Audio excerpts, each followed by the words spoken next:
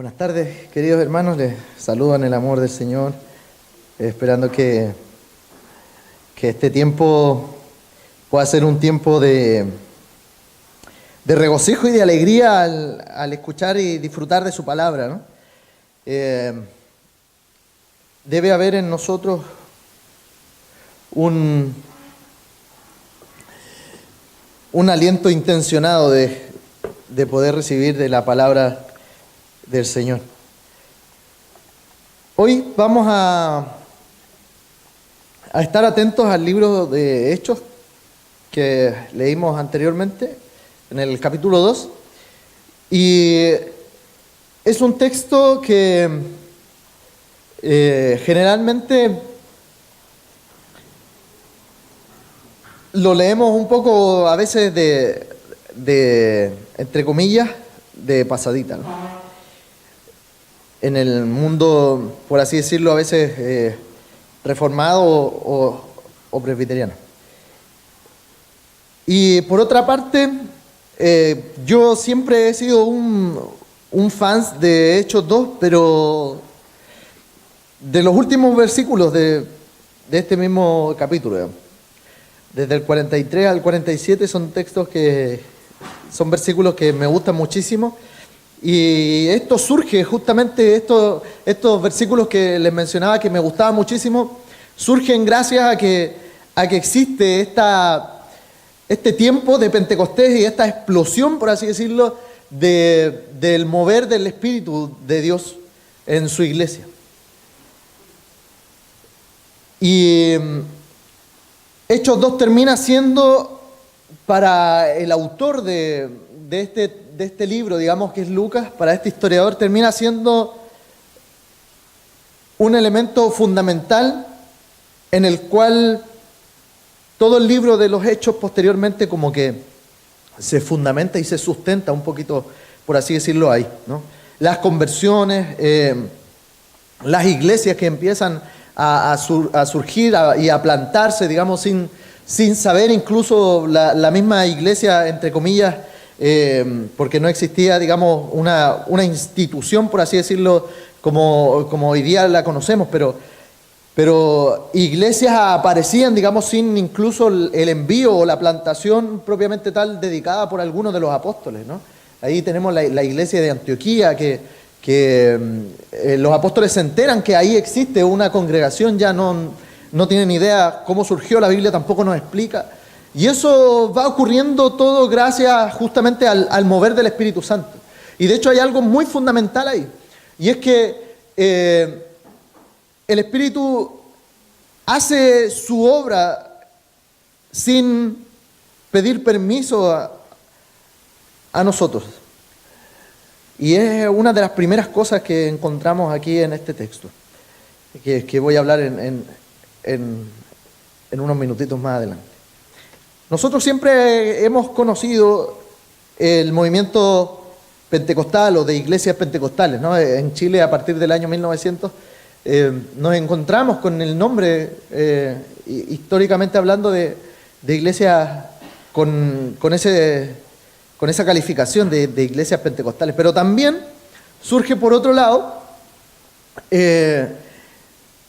un cierto tipo de rivalidad en generaciones, por lo menos quizás anteriores a la mía, en donde muchos hermanos, quizás de otras congregaciones, cuestionaron a nuestras congregaciones presbiterianas, diciendo que no teníamos a veces el Espíritu, ¿no? Y que el Espíritu Santo no estaba ahí, ¿no? Y que el Espíritu estaba en sus congregaciones. Y la verdad es que nosotros creemos y confiamos en que el Espíritu Santo está en medio de nosotros hoy, en medio de su pueblo, que Él habita incluso ahí, en medio de nuestra alabanza y de nuestra adoración. Y que guía de alguna u otra manera a su iglesia también. Y la verdad es que el Pentecostés no debe ser un texto utilizado ni calificado para generar algún tipo incluso de desunión entre medio de la diversidad, por así decirlo, de iglesias cristianas que existen hoy día. Sino que el libro de los Hechos, especialmente este capítulo 2, nos menciona un mover totalmente contrario al que hay constantemente en nuestro corazón, que es un corazón que está generalmente lleno de egoísmo e incluso de ambiciones, y que terminan desuniendo incluso a las diversas congregaciones. Y Hechos 2 nos enseña acerca de un espíritu con un poder impresionante que une, en vez de generar cierto tipo de divisiones. Aunque también el Espíritu Santo se dedica y que ese mover genera algún tipo de oposición, pero es una oposición que no debe caer en nosotros como creyentes. Yo quiero comenzar aclarando algunos temas, algunas situaciones que ocurren aquí. En el capítulo 2 nos encontramos que llegó el día de Pentecostés. Generalmente hay palabras que a veces no se nos explican más allá de, pero lo interesante es que Pentecostés se llama así porque era una fiesta judía, una festividad judía que era celebrada 50 días después de la Pascua. De la Pascua misma, esa misma Pascua que fue celebrada por Cristo, que nosotros celebramos también, en donde Jesús mismo la celebra y se entrega Él como el Cordero Pascual, el cumplimiento y el Cordero suficiente para la remisión y el perdón de nuestros pecados y la reconciliación con Él. En ese mismo tiempo, pasan 50 días después y viene esta fiesta que se llamaba del Pentecostés.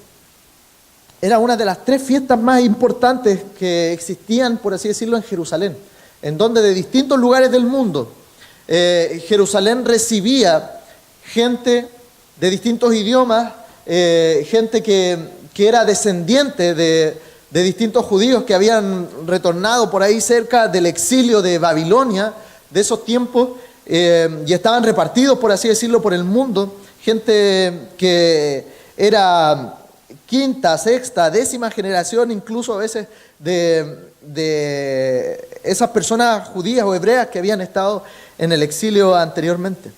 Y en estas 3 fiestas, digamos, y en Pentecostés esencialmente, gente venía de todo el mundo a reunirse y a adorar a Dios en sus idiomas. Muchos de ellos no hablaban, no conocían, por así decirlo, el hebreo, sino que conocían el idioma en el cual ellos habían nacido.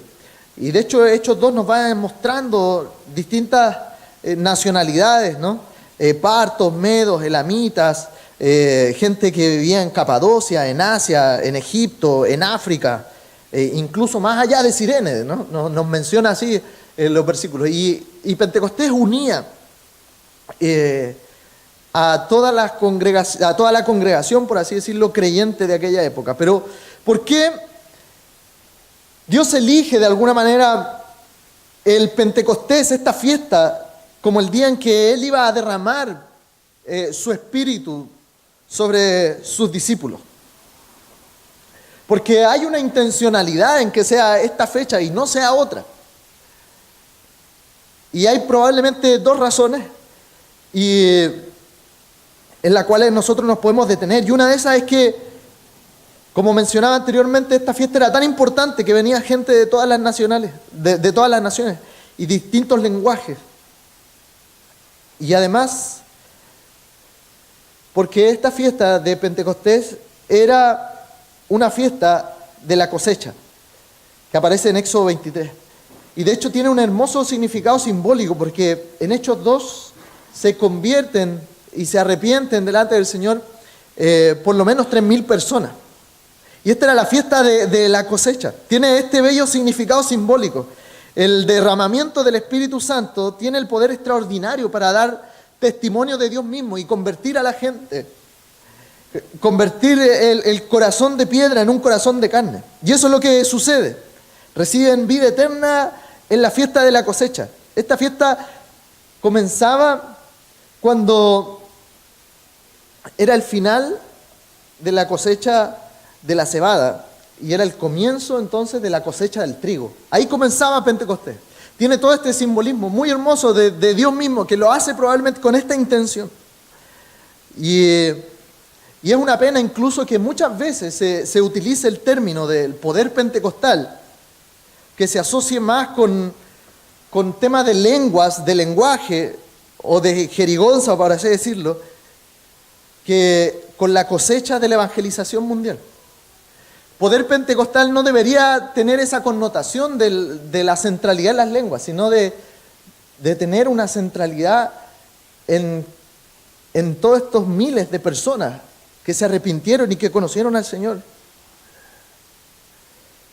Y ese es el foco principal. Es una fiesta de cosecha en Jerusalén. Incluso es la fiesta que termina siendo una fiesta para el cristiano de la cosecha del Espíritu de Dios con su poder extraordinario de convertir a 3.000 personas, sacar del reino de las tinieblas al reino de su luz admirable. Y el poder pentecostal debe quedar grabado en eso, en nuestros corazones, que es una fiesta y es un tiempo de la evangelización mundial. Y ahora, entrando en el texto, quiero hablar justamente de cómo es que este poder de Dios actúa en la iglesia, en la congregación en este tiempo. Dice que cuando llega el día de Pentecostés estaban todos unánimes y juntos.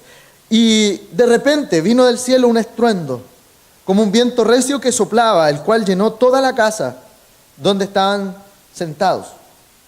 No hay ningún detalle específico acerca de la casa, por si acaso, dónde estaban ellos.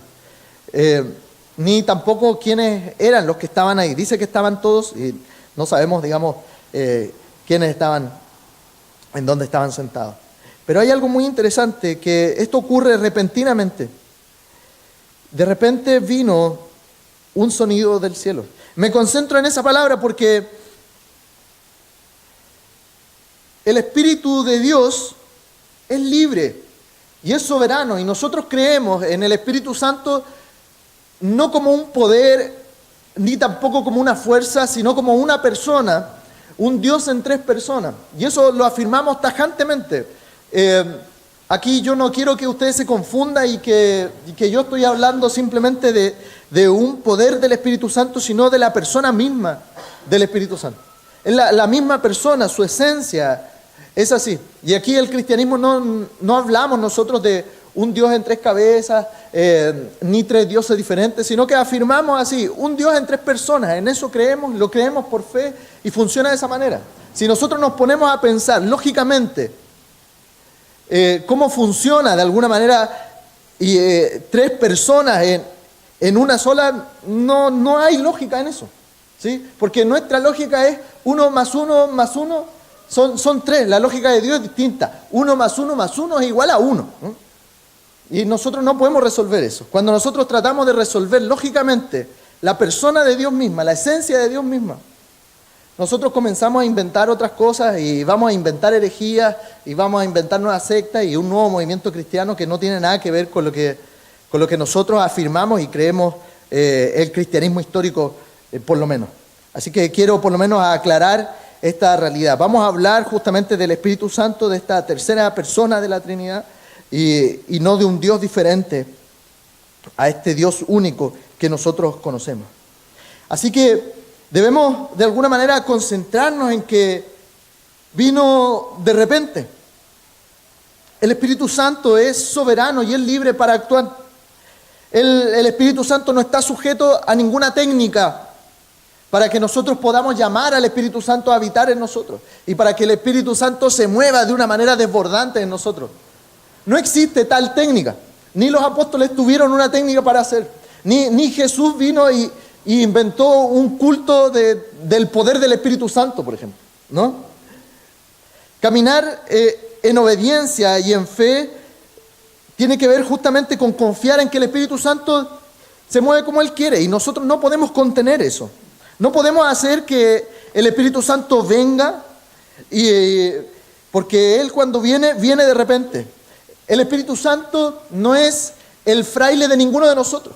El Espíritu Santo no es el servidor de ninguno de nosotros. Nosotros no le podemos pedir el día ni la hora que el Espíritu Santo habite y haga lo que Él quiera hacer con la gente. No está esa opción de que el Espíritu Santo venga y se convierta en el botones de nadie, ni en el ama de llave de nadie. El Espíritu Santo viene y Él ama y sirve a su modo, a su tiempo, repentinamente. Él mantiene su propia autonomía, su propia autoridad, sus propias horas. Porque el Espíritu Santo sabe lo que es mejor para nosotros. No podemos inventar y sugerir cultos de sanidades donde venga el Espíritu Santo y sane gente. No podemos hacer eso. Porque no tenemos el poder ni el control sobre el Espíritu. Cuando el Espíritu llega, viene de repente, en sus términos, en su tiempo, y viene para una cosa muy importante. El Espíritu Santo viene para cosechar, para tomar, para convertir corazones, transformar vidas para sí mismo, para la adoración a este mismo Dios, para el arrepentimiento y el doblar nuestras rodillas delante de un Dios eterno que vino y se encarna en Jesucristo y muere por nosotros. Para eso viene el Espíritu Santo y viene así de repente. Hay gente que a veces pretende tener el control sobre el Espíritu Santo. Y otorgarlo por medio a veces de imposiciones de manos, por ejemplo, o derramarlo sobre otros con un soplo del aire, soplando sobre la gente, ¿no? Esos superpastores aún determinan cuándo el Espíritu va a sanar o va a actuar, porque programan reuniones de sanidad y de liberación, cosas que Jesús no hace tampoco, cosas que los apóstoles tampoco hicieron. Augustus Nicodemos les llama de superapóstoles, porque ellos creen que pueden determinar cuando el Espíritu Santo va a sanar o va a actuar sobre la gente. El Espíritu Santo no funciona así, no hace eso, porque no es el botón, ni el servidor, por así decirlo, de nadie. Él es autónomo, Él es Dios. Y es por eso que hablamos de la tercera persona de la Trinidad, alguien que merece honra, y no que merecen nuestras órdenes. Por lo tanto, ninguno de nosotros puede contener ni enviar al Espíritu Santo, porque Él es Dios. Y cuando nosotros hacemos eso, estamos metiendo al Espíritu Santo en otra categoría, de no ser Dios, de no tener autoridad. Y eso es pecado. Eso es minimizar a Dios. Eso es justamente quebrantar el mandamiento incluso de no imaginar a Dios.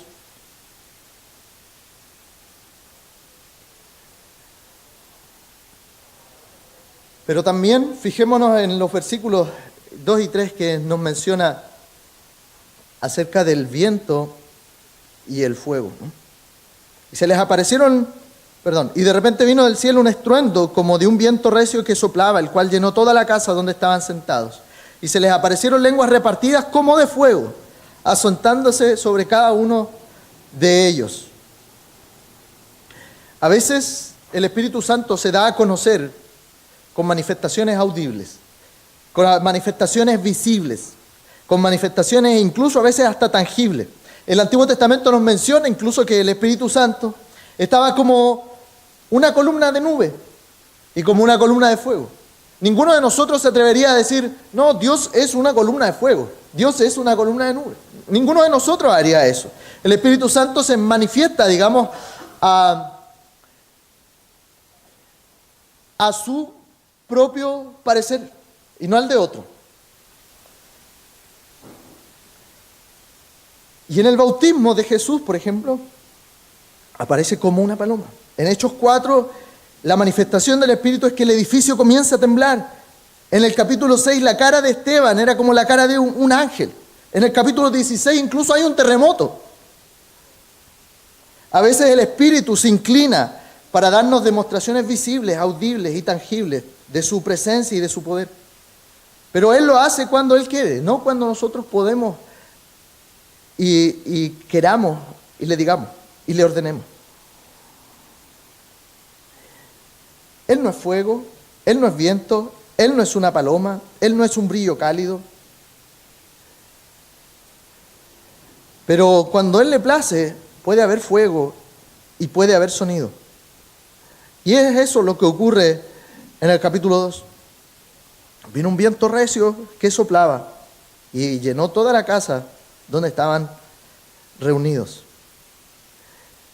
Pero la historia de Pentecostés no solamente nos enseña estas cosas, sino que nos enseña algo que es muy puntual y que como iglesia debemos vivir y anhelar de manera constante en nuestra vida y en nuestro corazón. Y es que debemos pasar, y Pentecostés nos invita a dar un salto, el salto de saber a experimentar. Eso es lo que sucede cuando los discípulos ven lenguas como de fuego y escuchan un viento violento o recio. Los llena eso de un sentido de la presencia de Dios. Y ellos se regocijan de que Dios estaba con ellos, de que Dios estaba ahí en esa misma casa, en esa misma habitación con ellos. Ellos comienzan en realidad a sentir alegría porque el Espíritu Santo está ahí, Dios mismo en su tercera persona, está ahí, la tercera persona de este Dios triuno, está en medio de ellos. Y ellos lo saben por la palabra incluso del Señor, y entonces de repente sucede algo que transforma su conocimiento. El conocimiento que los discípulos tenían de Dios lo transforma en una experiencia, en una presencia de Dios sobrenatural que ellos no conocían. Lo pasaron del conocer simplemente a Dios a experimentar la presencia del Señor, a sentir gozo y alegría porque el Espíritu de Dios estaba ahí en medio de ellos. El que vean el fuego como sobre las cabezas y oigan ese viento fuerte, es una certeza extraordinaria del derramamiento del poder de Dios, del Espíritu de Dios. El fuego comienza, así como los discípulos de Emaús, comienza a arder en sus corazones, comienzan a vivir una experiencia que termina siendo en sus bocas como lenguas de fuego. Y el sonido del viento que los rodea y los envuelve les muestra de alguna manera ese poder de Dios, esa experiencia de Dios. Simplemente no queda otra cosa que hacer que quedarse en silencio, abrumado y sorprendido por la presencia del Señor, por la grandeza del Señor en medio de ellos. Y cuando eso sucede en nuestras vidas, cuando el conocimiento de Dios se transforma en experiencia, no queda otra cosa que derramar el corazón y que adorar a Dios, que reconocer su grandeza, que reconocer la misericordia de Dios, el poder de Dios, el amor de Dios. Y eso es lo que ellos hacen. Comienzan a derramarse en alabanza a Dios. Comenzaron a adorar al Señor. No queda otra alternativa, quedan atónitos y maravillados. Y es por eso que el Pentecostés nos invita del saber a experimentar, a vivir ahora de una adoración quieta y tranquila a una adoración rebosante que desborda en adoración. El versículo 11 dice que les oímos contar en nuestras lenguas las maravillas de Dios. Lo que sucede era que las lenguas, y este texto nos enseña que como venía gente de distintas partes del mundo con distintos idiomas, aquí sucede además un milagro gigantesco. Y es que ese poder de Dios manifiesto ahí, ese sentimiento agradable, esta experiencia que estaban teniendo los apóstoles, los invita a hablar de las maravillas de Dios hechas en Cristo, pero en los idiomas que los apóstoles no conocían, pero que los extranjeros sí sabían, que eran sus idiomas de origen. Los apóstoles comienzan a haber predicaciones ahí en los distintos idiomas para los egipcios, para los persas, para los africanos que vivían aún más allá de Cirene. Los apóstoles no tenían estudios en algún tipo de idioma. La licenciatura en inglés todavía no se inventaba, ¿no? Y el Espíritu hace que estas personas comiencen a hablar en las lenguas de las distintas naciones que hay ahí, para que ellos conozcan las maravillas de Dios. Y todos fueron llenos del Espíritu Santo y comenzaron a hablar en otras lenguas según el Espíritu les daba que hablase.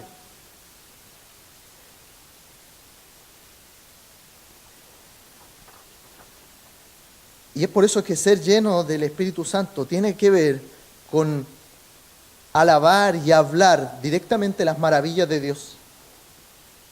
Y el poder de Dios entonces es manifiesto para la transformación de corazones, para el arrepentimiento. Ellos no están hablando otra cosa, sino que las grandezas de Dios en distintos idiomas. Incluso la gente a su alrededor dice, versículo 7, y estaban atónitos y maravillados diciendo, mirad, ¿no son galileos todos estos que hablan? ¿Sabe qué cosa además ocurre en este momento, en esta pregunta? Y es que la gente de Jerusalén miraba en menos a los galileos, porque hablaban, su forma de hablar era distinta a ellos. Era como probablemente nosotros hoy día quizás menospreciamos a algunos en el sentido de su habla, y uno dice, no, él habla en coa, ¿no? Y usamos descripciones a veces en ese sentido. Jerusalén, todo Jerusalén, ellos eran los bien educados, los excelentes, y aquí y allá, y menospreciaban el lenguaje y la forma de vivir de los galileos. Y el Señor usa a estos galileos porque Él utiliza lo despreciable del mundo. ¿No son acaso galileos estos los que hablan? Ellos no solamente están maravillados y perplejos porque los galileos pueden hablar en otro idioma, sino están maravillados y perplejos, e incluso varios deben haber estado muy asustados en ese tiempo porque no son ellos los que están hablando en otro idioma, no son ellos los que Dios está utilizando, sino que Dios está utilizando a Galileo, gente que ellos han menospreciado toda su vida, gente que han humillado durante toda su existencia. Dios está usando a ellos y no a los de Jerusalén. Ellos se sorprenden de estos actos. El Espíritu no está contenido para un grupo de gente, sino que el Señor hace todo lo contrario. Pero se convierte justamente este poder en los galileos, en la experiencia de la grandeza de Dios, porque no hay otra cosa que ellos hablen que no sea acerca de las maravillas o de la grandeza de Dios. Las llamas en sus cabezas habían prendido fuego al conocimiento verdadero de Dios, que no es un conocimiento solamente mental, sino es un conocimiento experimental al mismo tiempo, en donde la mente no se separa del corazón, sino que el Espíritu de Dios lo que hace es unir la mente y el corazón para adorar verdaderamente a Dios, para conocerlo fervientemente, doblar rodillas, llorar delante de la grandeza de Dios. Queridos, si en nuestra vida no hemos sentido algo sin igual, debemos hacernos la pregunta, ¿qué está pasando en nuestro corazón? ¿Cómo estamos conociendo a Dios? Si nunca en nuestra vida ha surgido un tiempo en el cual quedemos perplejos y anonadados por la grandeza de Dios, de caer en llanto, de sentir incluso que podemos caer muertos por la santidad de Dios en ese mismo momento, no hemos aprendido a disfrutar de la presencia de Dios ni un solo momento en nuestra vida. Y probablemente existe simplemente un conocimiento de Dios que es mental y está alejado de nuestro corazón.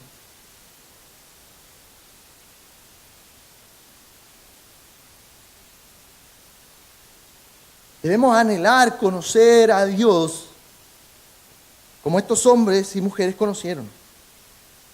Porque haber prendido este fuego en sus cabezas del conocimiento de Dios, eso hace que se convierta en pasión. en pasión, tanto así que las débiles voces, que la duda, la incertidumbre de los galileos, ya no fue duda, ya no fue incertidumbre, fue certeza.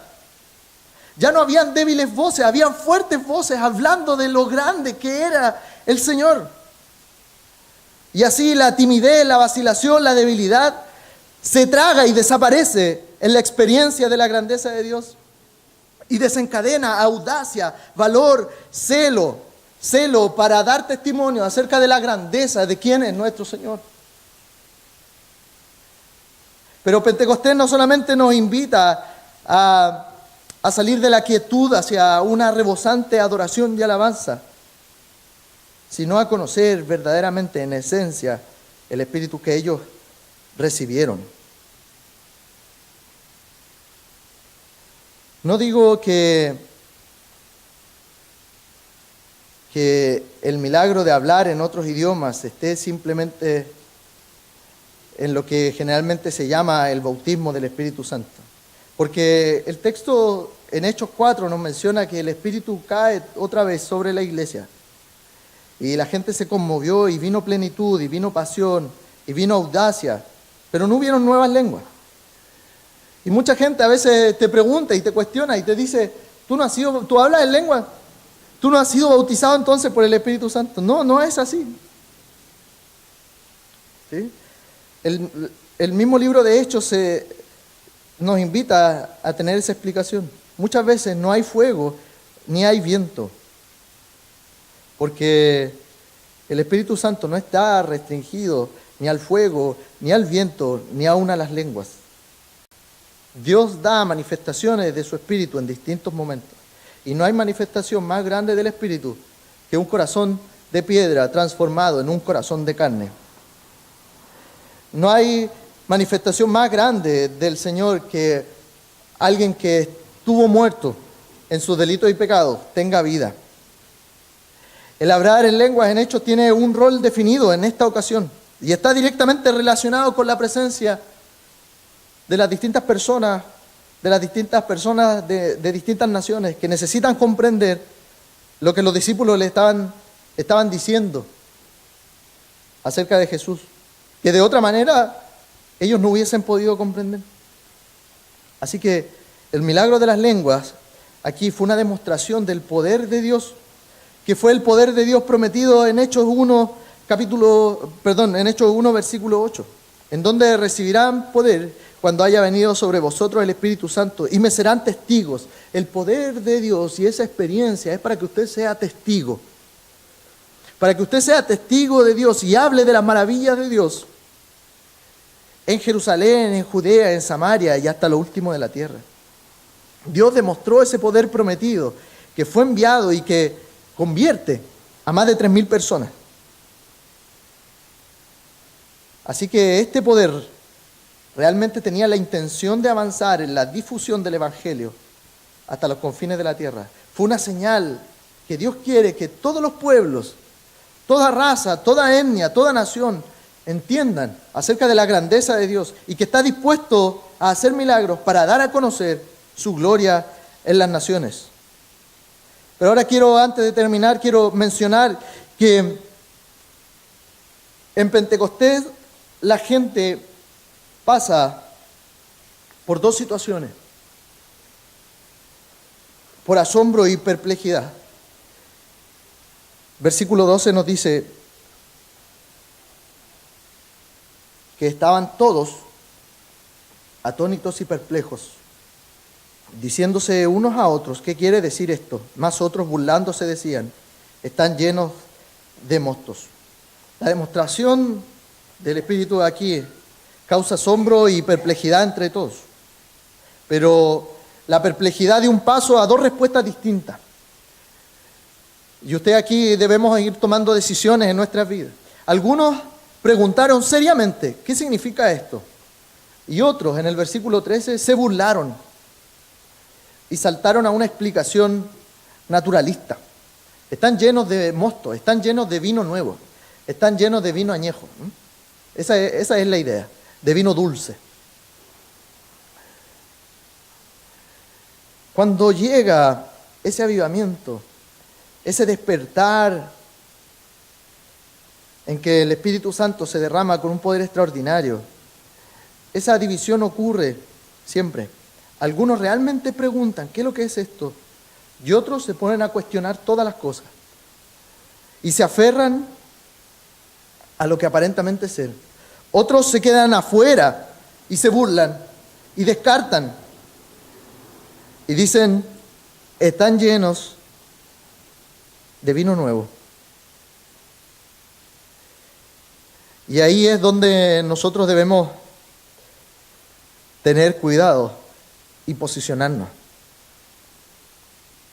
Porque necesitamos discernir y estar expectantes a que nuestro corazón esté abierto y diga, ¿qué es esto? Y escuchar una respuesta bíblica, en vez de dar un salto y decir, están llenos de mosto. Cuando el poder de Dios viene y se mueve de una manera sobrenatural, debemos tener temor a hacer principalmente el juicio ese, de pensar que están llenos de mosto. Debemos hacernos preguntas acerca de qué es lo que está sucediendo, pero no debemos encontrar la respuesta antes que la pregunta. Y muchas veces ahí nos equivocamos. Cuando el Espíritu Santo viene a su iglesia aquí en Hechos 2, esto nos enseña algo fundamental de la trama bíblica. Muchas veces uno cuestiona la Biblia y la pone en un rincón de la religiosidad y en un rincón de nuestro corazón de sentimentalismo. Pero la verdad es que la historia bíblica es la historia del mundo también. En el libro de Génesis, nosotros conocemos una historia que le apodamos la Torre de Babel. Y en la Torre de Babel es mencionada la historia que el hombre, el ser humano, quiso tener un gran nombre en la creación y en toda la tierra. Así que comenzaron a construir una gran torre para llegar y alcanzar a Dios y ser conocidos y ser famosos y tener un gran nombre. El ser humano se unió para tener un gran nombre. Y que ojalá ese nombre fuera tan grande que fuera más grande que el nombre mismo de Dios. Y entonces Dios envió distintas lenguas para que ellos se confundiesen y no siguieran construyendo aquella torre. Dispersó los idiomas y ahí la gente se fue y se crearon las distintas naciones. Aquí nosotros en Hechos 2 vemos otra construcción de otra Babel, en donde el Espíritu de Dios baja y desciende, no a confundir personas, sino que a unir a un pueblo, no a confundir a una humanidad, sino que a rescatar a la humanidad, a construir esta nueva humanidad que es su iglesia, a restaurar una nueva humanidad que es su iglesia en Cristo. Así que Pentecostés lo que hace y lo que el Señor hace es justamente ponernos la historia de Babel y ponernos Pentecostés como una historia que sana y restaura e invierte todo lo sucedido en Babel, en donde la gente dispersada, los pueblos comienzan a pelear, a tener guerras entre ellos. Es una inversión hacia esa dispersión que se produjo en Babel. Aquí el Señor ya no busca que la gente viva lejos de sí, que hable distintos idiomas, sino que el Señor, por medio de su Espíritu, entrega la capacidad de poder predicar en distintos lenguajes y que esos distintos lenguajes comprendan y que se unan para un nuevo propósito, para ahora construir no una gran torre, sino que seguir construyendo a través de Cristo esa nueva humanidad para que el nombre del ser humano sea ínfimo delante del gran nombre que está por sobre todo nombre, que es Jesucristo el Señor. Así nos pone la Biblia el texto, así nos señala. Así que debemos pensar en que ya no es importante construir edificios para encontrar significado. Construir un gran edificio para tener un mayor significado, sino que nuestro significado está ahí en una cruz, en donde Dios ha enviado a su Hijo para darnos un verdadero significado y una verdadera unión para una nueva humanidad. Y eso es la iglesia. Babel no es cancelado ni eliminado con esto. Babel en Hechos 2 es redimido. Y Pentecostés anula por medio del Espíritu de Dios los efectos negativos de lo que sucede en Babel. Eso es lo que Dios quiere. Dios quiere restaurar. Dios quiere restaurar humanidad. Dios quiere unir humanidad. Y eso es la iglesia. Personas de distintas razas, de distintas etnias, de distintas naciones. En una sola. Para hacer conocido el nombre del único nombre que está por sobre todo nombre, de Jesucristo el Señor. El Espíritu Santo vino para eso, para rescatar, para restaurar, para convertir. Y ese es su gran anhelo hoy. Que la historia de Babel no quede anulada, sino que quede restaurada. Y que nosotros juntos podamos decir, tenemos una nueva humanidad en Cristo, una nueva nacionalidad en Cristo, ser embajadores de su reino y que su nombre sea conocido por sobre todo nombre y que el nombre de la humanidad quede pequeño delante del gran nombre de Jesucristo, nuestro Señor. Que Dios nos bendiga y nos anime a través de esta historia, que el Espíritu de Dios, con su poder, busca restaurar y rehacer todo lo que ha estado en algún momento perdido. Dios les bendiga.